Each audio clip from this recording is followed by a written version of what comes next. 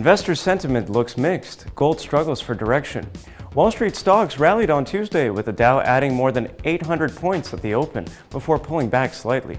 The index finished up 2%, ending above the 26,000 points for the first time in nearly a week. The S&P ended up 1.9% higher, while the Nasdaq closed up 1.8%. Better than expected economic data helped improve investor sentiment. Retail sales jumped 17.7% last month after collapsing in April.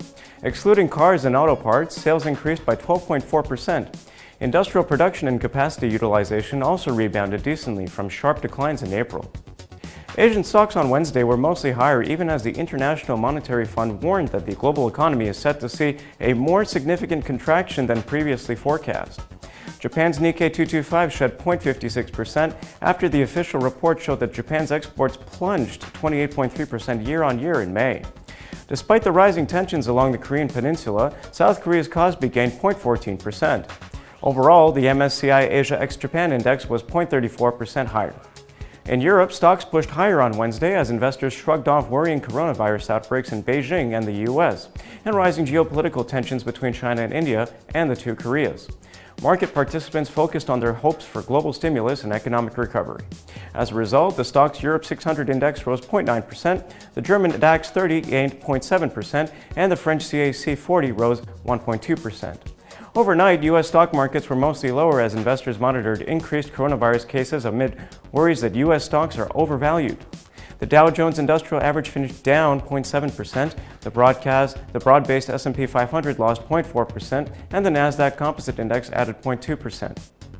In individual stocks, Oracle dropped 5.6% as it reported a fall in quarterly revenues, due in part to a decline in businesses from sectors that have suffered during the pandemic. In currencies, the euro declined marginally for a second day in a row on Wednesday as the euro USD failed to break above the 1.1350 intermediate resistance and attracted profit-taking amid the unstable risk sentiment.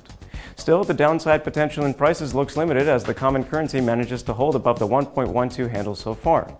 In a wider picture, the euro remains upbeat, oscillating between the 100 and 200 SMAs on the weekly timeframes. After 2 days of consolidation, the USD JPY dipped marginally below the 117.00 handle yesterday and extended decline early on Thursday. The pair declined amid a pickup in risk aversion that in turn fueled demand for the safe haven Japanese yen. As a result, the prices slipped to 106.70. A break below 106.60 could attract more aggressive selling pressure. In the oil market, Brent failed to extend gains yesterday and finished marginally lower on Wednesday. At the same time, the prices managed to hold above the $40 handle and stay marginally above this level early on Thursday.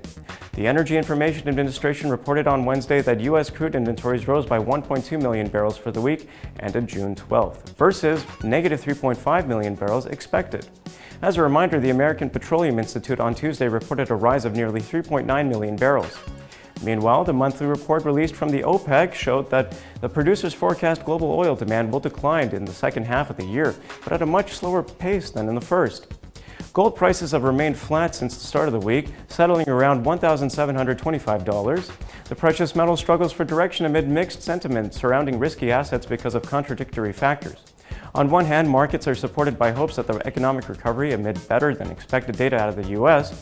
On the other hand, markets express concerns over a second wave of the coronavirus pandemic and rising geopolitical tensions. That is all for today. Thank you for watching. Please click subscribe to always be in touch with the latest market news.